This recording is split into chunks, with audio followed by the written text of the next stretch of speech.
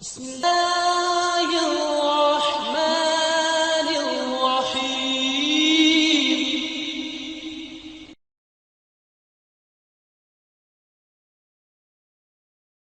الحمد لله وكفى والسلام اللهم انفعنا بما علمتنا وعلمنا ما ينفعنا وزدنا علما. سبحانك لا علم لنا إلا ما علمتنا إنك أنت العليم الحكيم. عظيم جميل سے قریب قریب ہو جائیں. أعوذ بالله من الشيطان الرجيم. بسم الله الرحمن الرحيم. وأما ثمود فهديناهم فاستحبوا العمى على الهدى فأخذتهم صاعقة العذاب الهون بما كانوا يكسبون ونجينا الذين آمنوا وكانوا يتقون. اللہ کی توفیق سے اور محض ان کے فضل و کرم سے چند لمحات میں جو بات کہنی مقصود و مطلوب ہے وہ یہ ہے کہ وہ کون سی چیزیں ہیں، وہ کون سی تدبیریں ہیں، وہ کون سی باتیں ہیں جن کے ذریعے ہم آخرت سے پہلے اس دنیا میں اللہ کے عذاب سے اپنے آپ کو محفوظ رکھ سکتے ہیں. اور عجب ہمارے رب کی ہم پر مہربانی، عنایت، شفقت اور احسان ہے کہ انہوں نے کلام پاک کے اندر اس چیز کو اتنا کھول کر دو ٹوک اور واضح انداز میں بیان کیا، اور اسی طرح احادیث مبارکہ میں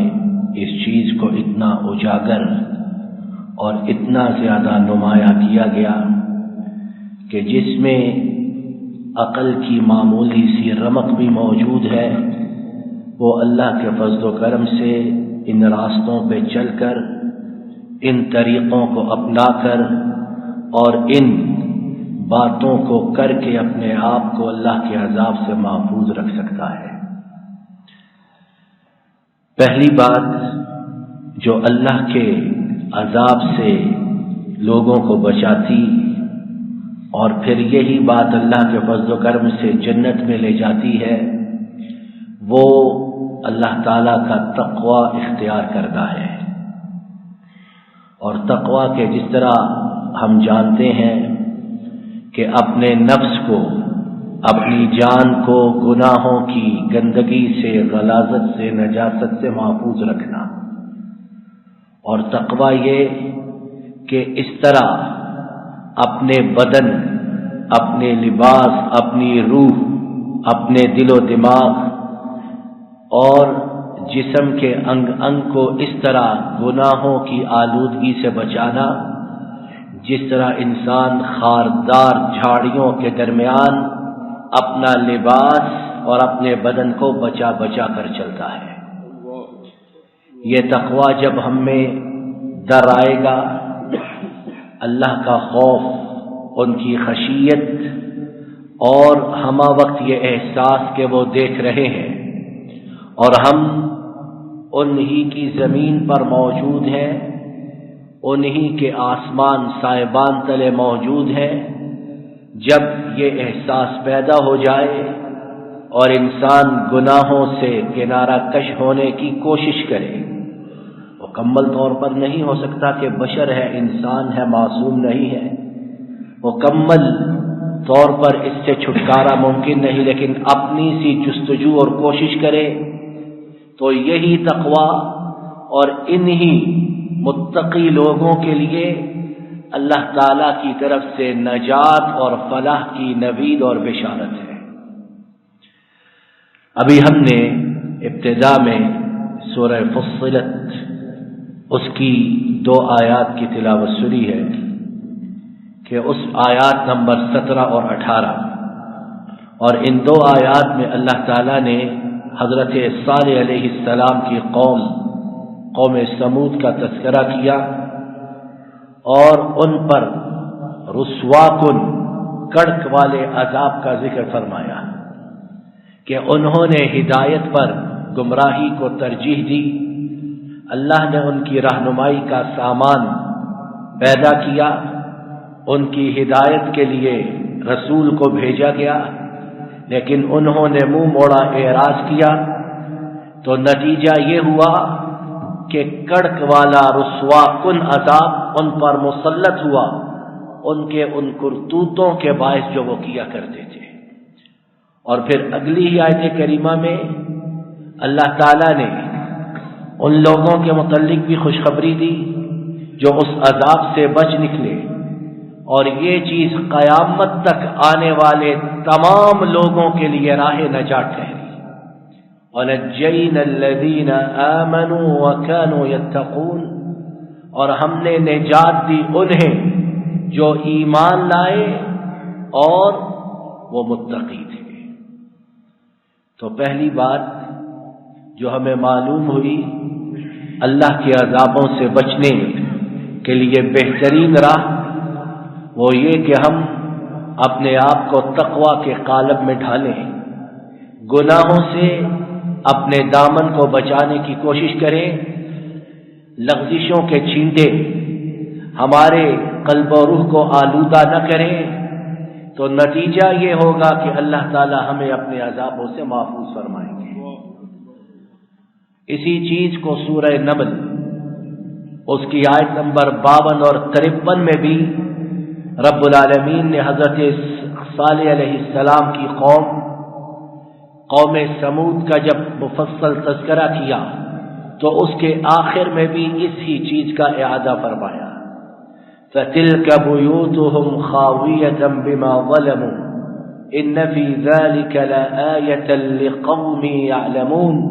وَأَنْجَيْنَا الَّذِينَ آمَنُوا وَكَانُوا يَتَّقُونَ، ان کے گھر ان پر پلٹ دیے گئے اس ظلم کی بدولت جو وہ کیا کرتے، ان گناہوں کے عوض،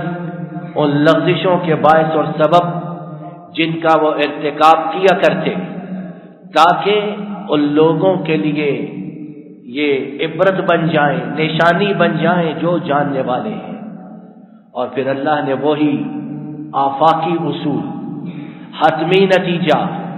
اور ان متقی لوگوں کے لیے نوید بشارت سنائی کہ ہم نے ایمان والوں کو نجات دی اور وہ متقی لوگ تھے۔ جب اتنے بڑے بڑے عذابوں سے اور اتنی باغی سرکش اور اللہ کی نافرمان قوموں میں سے اللہ نے اپنے متقی لوگوں کو اس طرح عذاب سے بچایا، تو ہم تو پہلے ہی اس امت سے تعلق رکھتے ہیں جو امتوں میں سب سے بہترین ہے، ہم اس سے تعلق رکھتے ہیں جو اللہ کے حبیب کریم صلی اللہ علیہ وسلم ہے۔ اگر ہم اس تقویٰ کی راہ کو اپنائیں، گناہوں سے اپنے دامن کو محفوظ رکھیں، تو کیوں کر ہمارا رب ہم پر مہربانی اور شفقت کرتے ہوئے ہمیں عذابوں سے محفوظ نہ رکھیں گے۔ دوسری بات، دوسری چیز، دوسری تدبیر، دوسرا سبب جس کے باعث ہم اللہ کے عذابوں سے آخرت سے پہلے اس دنیا میں محفوظ رہ سکتے ہیں کہ اپنے آپ کو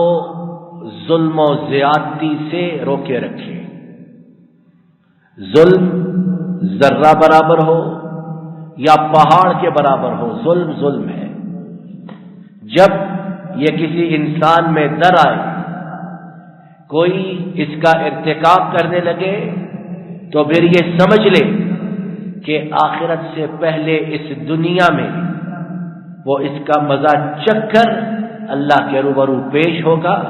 اگر وہ اس سے مکمل طور پر صحیح معنوں میں توبہ طائب نہیں ہوتا ہے۔ اور تیسری چیز، تیسرا سبب جو ہمیں اللہ کے عذابوں سے دور رکھ سکتا ہے اور اللہ کے عذابوں کے راستے میں بہت بڑی رکاوٹ ہے، وہ یہ کہ ہم قطع رحمی، رشتوں کو توڑنے کی راہ کو چھوڑ کر صلہ رحمی کی طرف آئیں،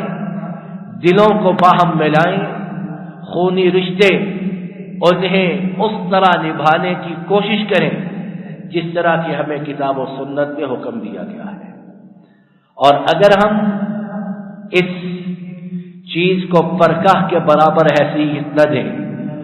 اپنے غصے، اپنی خفگی، اپنی ناراضگی، اپنی انا، اپنا تعصب، اپنی ضد پرستی اس پر قائم رہیں تو پھر کچھ بعید نہیں کہ مرنے سے پہلے پہلے اللہ کا عذاب ہم پر ٹوٹ پڑے. امام ابو داؤد انہوں نے حضرت ابو بکرہ رضی اللہ تعالی عنہ سے روایت کی ہے کہ نبی رحمت صلی اللہ علیہ وسلم نے اس حدیث پاک میں ان دونوں گناہوں کا ذکر فرمایا. ایک حدیث پاک لیکن گناہ دونوں، ظلم بھی اور قطع رحمی بھی. فرمایا ما من ذنب اجدر ان يعجل لصاحبه العقوبة في الدنيا من البغي وقطيعة الرحم او كما قال صلی اللہ علیہ وسلم. آپ صلی اللہ علیہ وسلم نے فرمایا کہ دنیا میں آخرت کے عذاب سے پہلے پہلے، آخرت میں اس کے لیے جو عذاب ہے وہ بات کی بات ہے، دنیا میں مرنے سے پہلے پہلے جو شخص دو قسم کے گناہوں میں مبتلا ہو، ان کا ارتکاب کرے، ان میں ملوث ہو، تو وہ دنیا میں مرنے سے پہلے پہلے ان گناہوں کی سزا بھگت کر جائے گا. اور ہمارا یہ ایمان، اعتقاد اور ہمارا یہ عقیدہ کہ جو بات آپ صلی اللہ علیہ وسلم نے ارشاد فرما دی، زمین ادھر سے ادھر ہو جائے، آسمان ہل جائے، پہاڑ سرک جائیں، سمندر خشک ہو جائیں، لیکن جو آپ کی زبان مبارک سے بات نکل گئی اس میں رتی برابر شک و شبہ نہیں ہو سکتا ہے، اور جو کرے اس کا ایمان سلامت نہیں رہتا ہے. تو یہ دو گناہ کہ آخرت سے پہلے پہلے دنیا میں ان کا عذاب، ایک ظلم و زیادتی اور دوسرا قطع رحمی کرنا. اور ظلم اس کی بہت سی قسمیں، سب سے بڑا ظلم کہ خالق، مالک، رازق، پالنہار کے ساتھ شرک کیا جائے. ان الشرک لظلم عظیم، کہ یقیناً شرک جو ہے یہ ظلم عظیم ہے. گھر والوں کے ساتھ، بیوی بچوں کے ساتھ، والدین کے ساتھ، نوکروں چاکروں کے ساتھ، اپنے ماتحت افراد کے ساتھ، معاشرے کے دوسرے لوگوں کے ساتھ، حیوانات کے ساتھ، چرند پرند، تمام اس چیز میں شامل ہیں. تو جہاں بھی لفظ ظلم صادق آئے اور انسان اس سے توبہ تائب نہ ہو تو وہ رب کے عذاب سے ڈر جائے کہ کسی وقت بھی رب کا عذاب اسے اپنی لپیٹ میں لے سکتا ہے. اور امام سفیان ثوری کے بہت بڑے محدث ہوئے، انہوں نے ظلم کے بارے میں ایک نہایت ہی عظیم بات ارشاد فرمائی. انہوں نے کہا یہ جو ظالم ہے، اگر یہ قرآن پاک کی ایک آیت کے ایک ٹکڑے کو ذہن میں رکھے تو کبھی ظلم کرنے کی جرأت نہ کرے. ظلم کرنا تو دور کی بات ہے، جو ظلم کرنے کی اس میں سخت نہ رہے. اور وہ آیت کریمہ کا ٹکڑا، سورہ طٰہٰ کی ایک آیت، اس کا آخری ٹکڑا وَمَا كَانَ رَبُّكَ نَسِيًّا، کہ اے ظالم تو کدھر جاتا ہے؟ ظلم کر کے تو سمجھتا ہے کہ رب بھول جائے گا. لوگ ان کے حافظے پر گرد و غبار پڑ سکتی ہے، وہ مصلحت و مفادات، ضرورتوں کا شکار ہو کر تیرے ظلم سے صرف نظر کر سکتے ہیں، لیکن جو علام الغیوب ہے، قادر و مقتدر ہے، اس سے تیرا ظلم نہ چھپ سکتا ہے اور نہ تو اس ظلم کی سزا کے بغیر آگے جا سکتا ہے. تو اگر یہ چیز ظالم اپنے ذہن میں رکھے تو کبھی ظلم کی جرت نہ کرے کہ معاملہ اس رب کے ساتھ جو جب چاہے جہاں چاہے جیسے چاہے ظالم کو کھینچ لے اور ان کی راہ میں کوئی رکاوٹ بننے والا نہیں ہے۔ اسی طرح سورہ ابراہیم کے آخر میں رب العالمین نے اس بات کو واضح الفاظ بیان کیا، وَلَا تَحْسَبَنَّ اللَّهَ غَافِلًا عَمَّا يَعْمَلُ الظَّالِمُونَ کہ تم لوگ یہ نہ سمجھو کہ یہ جو ظلم و زیادتی کر رہے، حقوق کو غصب کر رہے، اوپر سے نیچے دائیں بائیں ظلم و ستم کا بازار گرم کیے ہوئے، رب ان سے غافل ہے، سب کچھ جانتے ہیں، ایک ایک چیز درج ہو رہی اور ایک ایک چیز کا حساب دینا ہوگا۔ انما یؤخرهم لیوم تشخص فیہ الابصار، اس دن کے لیے جس دن آنکھیں پتھرا جائے گی اور اس دن زبان نہ بھی بولے، بدن کا انگ انگ عضو وہ گواہی دے گا کہ اس نے کیا کیا ظلم کیا، کیا کیا زیادتی کی۔ اور تیسرا گناہ جس کے متعلق ہم نے اسی حدیث پاک میں سنا کہ جناب صلی اللہ علیہ وسلم نے قطع رحمی کے متعلق بات کی، اس کا بھی چلن عام ہے۔ خونی رشتہ دار، ایک ہی ماں باپ کی اولاد، کس طرح آپس میں ان کے دل نفرتوں سے، کدورتوں سے، بغض و عداوت سے بھرے ہوئے کہ بہت سے ایسے ہیں کہ زبان پر نہ بھی لائیں لیکن دل میں ایک دوسرے کے مرنے کی تمنا کرتے ہیں۔ ایسا شخص وہ جان لے کہ وہ ایسا گناہ کر رہا کہ ان پر رب العالمین نے جو اپنے بندوں پر دنیا کی تمام ماؤں سے زیادہ شفقت مہربانی فرمانے والے، انہوں نے کلام پاک کے اندر لعنت فرمائی ہے اور انہیں جہنم کی بشارت اور جہنم کی نوید دی ہے۔ والذین یقطعون ما امر اللہ بہ ان یوصل ویفسدون فی الارض اولئک لهم اللعنۃ ولهم سوء الدار، کہ یہ لوگ جو قطع رحمی کرتے ہیں، زمین میں فساد برپا کرتے ہیں، وہی بد نصیب ہیں۔ دور کا اشارہ ان کے گناہ کی سنگینی کو اجاگر کرنے کے لیے کہ ان پر لعنت ہے اور ان کے لیے برا گھر ہے۔ اور اسی طرح یہ سورہ رات کی آیات اور سورہ محمد میں بھی اس چیز کا اعادہ کیا گیا کہ اللہ تعالیٰ نے فرمایا فَهَلْ عَسَيْتُمْ إِن تَوَلَّيْتُمْ أَن تُفْسِدُوا فِي الْأَرْضِ وَتُقَطِّعُوا أَرْحَامَكُمْ، یہ قطع رحمی کرتے ہیں، زمین میں فساد برپا کرتے ہیں، أُولَئِكَ الَّذِينَ لَعَنَهُمُ اللَّهُ فَأَصَمَّهُمْ وَأَعْمَى أَبْصَارَهُمْ، یہ وہی بدنصیب ہیں جن پر اللہ کی لعنت ہو، انہوں نے لعنت فرمائی، گونگا اور بہرا کر دیا۔ تو کیسی دردناک سزا ہے، اور یہ کرنے والا دنیا میں اپنے گناہ کی سزا بھگت کر آخرت میں عذاب علیم کے لیے تیار ہو کر جائے۔ رب العالمین اپنے فضل و کرم سے ہمیں صحیح معنوں میں ان تدبیروں کو اور ان باتوں کو اختیار کرنے کی توفیق عطا فرمائے جو ہمیں مرنے سے پہلے پہلے دنیا میں عذاب الہی سے محفوظ رکھے، اور آخرت میں بھی رب العالمین ہمیں جنات الفردوس کا مکین اور باسی بنائے۔ وما توفیقی الا باللہ علیہ توکلت والیہ انیب۔ السلام علیکم ورحمۃ اللہ۔ یہ ڈاکٹر فضل الہی صاحب کا آفیشیل یوٹیوب چینل ہے، اس کو لائک، سبسکرائب اور شیئر کریں اور بیل آئیکن پریس کریں تاکہ نئے آنے والی ویڈیوز کا نوٹیفیکیشن آپ کو موصول ہو سکے۔ جزاکم اللہ خیر۔